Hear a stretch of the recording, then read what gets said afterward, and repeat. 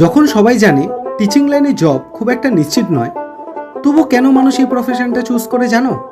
চলো সেটাই তোমাদেরকে বলি। হ্যালো এভরিওয়ান, আমি সৌভিক, একজন জিওগ্রাফি টিচার। হয়তো এটা শুধু একটা জব নয়, এটা একটা অনুভূতি, একটা ডাক, যেটা ভেতর থেকে আসে, যেটা এক্সপ্লেন করা যায় না, শুধু ফিল করা যায়। সবাই যখন সেভ অপশন খোঁজে জীবনে, কেউ কেউ তখন চক আর বোর্ডটা বেছে নেয়, কারণ তারা শুধু আর্নিং নয়, মিনিং খুঁজতে চায়, একটা পারপাস খুঁজতে চায়। হ্যাঁ, এখানে আনসার্টিনিটি আছে, ফিউচারটা সবসময় ক্লিয়ার নয়, মাঝে মাঝে নিজের কাছেই প্রশ্ন আসে ঠিক করছি তো, কিন্তু তবুও প্রতিদিন নতুন করে ক্লাসে দাঁড়ানোর সাহসটা কোথা থেকে যেন চলে আসে। একটা কনসেপ্ট বোঝাতে গিয়ে যখন একটা চোখ হঠাৎ করে জ্বলে ওঠে, স্যার বুঝতে পেরেছি, সেই ছোট্ট মুহূর্তটাই সব ডাউট, সব ক্লান্তি, সব কনফিউশনের থেকে বড় হয়ে যায়।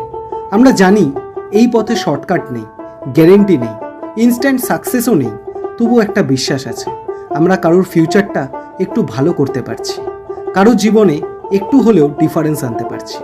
হয়তো আমরা রিচেস্ট না, হয়তো লাইফটা পারফেক্টলি আমাদের সর্টেডও নয়, অনেক কিছুই এখনও আনসার্টেন, কিন্তু প্রতিদিন অল্প অল্প করে আমরা কারোর স্বপ্নে রং ভরি, কারো কনফিডেন্স বাড়াই, কারো হার মানা মনটাকে আবার দাঁড়াতে শেখাই। তাই সবাই না বুঝলেও আমরা বুঝি কেন এই প্রফেশনটা বেছে নিয়েছি, কেন এখনও ছাড়িনি। কারণ টিচিং তো শুধু কেরিয়ার নয়, এটা একটা পারপাস, এটা একটা রেসপন্সিবিলিটি, এটা একটা লেগেসি, যেটা মার্কস দিয়ে নয়, মানুষ দিয়ে মাপা হয়। আর তাই হাজারো অনিশ্চয়তার মধ্যেও, প্রশ্নের মধ্যেও, স্ট্রাগলের মধ্যেও আমরা টিচার হই প্রতিদিন নতুন করে। আজ এই অবধি, আবার পরে দেখা হবে। টাটা।